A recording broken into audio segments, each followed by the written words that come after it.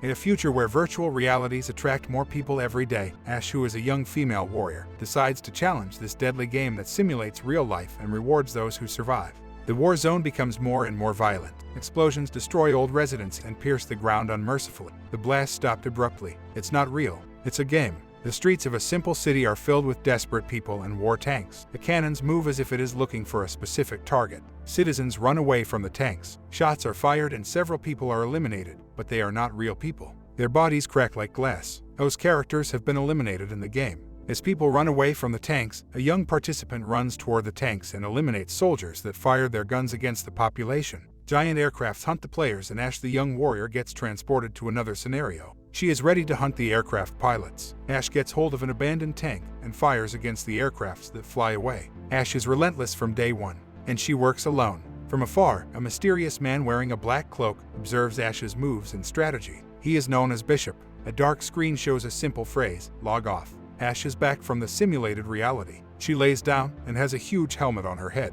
A sea of wires connects her to advanced machines. She comes back from it a bit dizzy, but doesn't look surprised or worried. She's experienced. It's just another day. It's feedback time. She watches a gray-haired man giving her the data from her latest performance at the game. She requires more weapons. Her next step is to advance to more challenging levels of the game. She arrives at a bank and withdraws money. Ash is not the type of woman who smiles or looks friendly. She's a typical battle warrior. She walks for a few minutes and takes a streetcar back home. The dark and gloomy scenario gives way to a happy puppy at her apartment. She feeds the cute dog and stays in her bedroom completely consumed by boredom.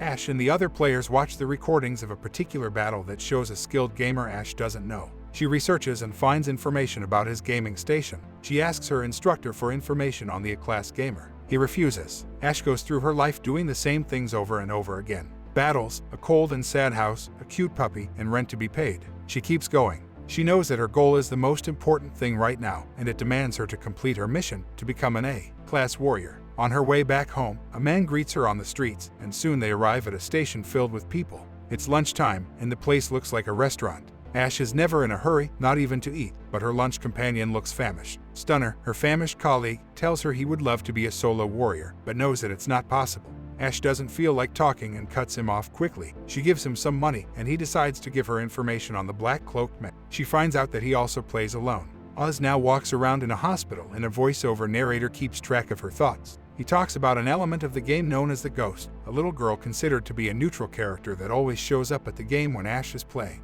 Ash listens to information on the special features of Phase A, the deadliest phase of the game, and learns she cannot reset herself from this phase in order to survive. She enters one of the infirmary rooms and stares at a man who doesn't move. He is one of the game's victims. Those who are wounded in battle are called the Unreturned. The blank look on his face takes us to a battlefield, a memory of when Ash and Stunner worked with this man as a team. Ash's face reveals a load of regret. She blames herself for the vegetative state that man is in now. The hospital facility is crammed with unreturned patients. At home, Ash analyzes data as usual, but gets surprised by a new element in her database, something called 9 Sister. She tracks the unknown data and cracks a message. The image of 9 young girls, one of those looks familiar, reveals that the game known as Avalon is illegal, and also a message regarding Arthur, the one who once was a king and that shall return to be a king again. The message keeps going and requires her ID card number. Ash has never felt so puzzled in her life. She decides to send the information and awaits new messages. The message demands her to go to a Class A field and look for a location known as Ruin C66. Ash gets ready to go.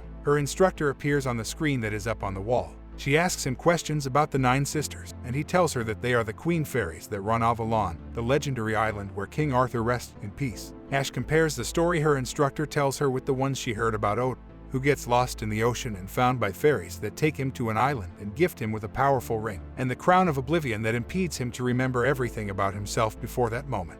Ash puts on the helmet that allows her to dive into the game's dangerous reality. She heads to the coordinates the 9 Sisters gave to her. As always, she goes alone and she's careful. A young and spirited girl greets her and asks her to put down her weapon. She sounds like an admirer. Ash is taken to be an equally spirited man. Ash cuts right to chase and asks for information as new armed participants appear in the Class A field. The man tells Ash that her equipment data is valuable and that there are a lot of people who would want them. Ash observes everything carefully. She argues that selling such data is against the rules of the game. Swiftly, she surrenders the jolly girls who welcomed her at the ruins and demands information on the 9 Sisters' whereabouts. But their conversation is brutally interrupted by a stealth aircraft that shoots everyone. She has been reset from the game. Back at her home, now discreetly lit, she cries a cry of guilt and hopelessness. Her routine goes on as always as she leaves the streetcar. She passes by a group of protesters against the game and arrives home to her loving dog as usual. This is the first time Ash gets home and cooks a real meal, fresh meat and vegetables. Her analytical and methodical approach to life transcends the game fields into her own cooking time. She prepares her dog's meal and smells delicious considering her face. She stops in the middle of her living room and looks for the dog. She goes outside, but no sign of it. She is confused. It's a new day and Ash goes to a library to borrow some books about King Arthur and his legend.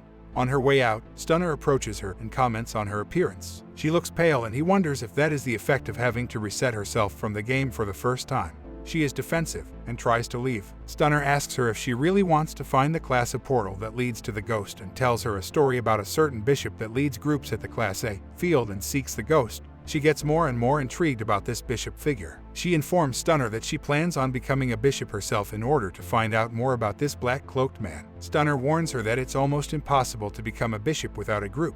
Back home, Ash is pensive and wonders where her dog is. She hears someone knocking at the door and checks the monitoring system. It's the bishop. The bishop is surprised to see real food on Ash's kitchen table, rare items in the harsh reality they live in. He discloses the information he has on Ash, and that takes her back in time inside her memories. Ash tells him that she wants to form a group with him and a few more people. The group would have mages, thieves, and warriors. The bishop accepts, and before leaving her home he tells her that she'll know everything about him once they reach Avalon's field. Ash is at the back as it is ready to be closed for the day. The clerk informs her that she is closing the bank. Ash tells her she's waiting for someone who will take her to special phase of the woman sits beside her and says that there is no such thing, and everything about Avalon isn't real. It's just a game. The woman from the bank reveals she was recruited by the bishop as an operator, not a player. The operator says the bishop is an extraordinary player who can access all levels of the game from a special station. Ash is briefed by her master instructor as she gets ready to jump into the special phase a level of Avalon. She arrives at the site as instructed by the bishop, and so they meet. She has barely arrived and is already asking the bishop everything she wants to know. Slowly and meticulously, Ash questions the nature of the game and who created it. The group is assembled, and their mission commences. The bishop's mission is to guide the group throughout the battlefield. As the mission moves forward, the group begin to lose players, but soon enough Ash destroys a super machine, and the mission is finally complete. The image of a little girl appears before Stunner. It's the ghost and he shoots her image. Ash shoots him in return, and he is out of the game. Ash moves on. She follows the ghost and manages to shoot her down. Her image fades and Ash is welcomed by a message at the class reel. Ash wakes up at what looks like her apartment, but everything is different. The bishop gives her instructions through the screen. The stakes are higher than ever before, and the only way out is going through the game. Ash has to win. This time, Ash goes into battle with nothing more than one tiny gun and her limitless skill set. She comes out of a dark tunnel into a bright and modern city. She's startled and begins to see little things that feel like they belong to her life back then. She tracks down Avalon, which appears to be a philharmonic orchestra or something of the sort. The place is crowded, but she spots a man staring at her from afar. That's Murphy. The theater presents an orchestra that is ready to go. The concert starts gently. Outside, Murphy and Ash gradually start to argue. Murphy lectures her on how pointless and dangerous it is for her to go all the way there just for him. Ash confronts Murphy's choice in becoming unreturned and staying in class real, a simulated reality. Murphy is emphatic and impatiently tells Ash that they used to live in a brutal and senseless reality, and that the place he now feels is brighter and more real than anything else. They stand facing each other and a duel is imminent.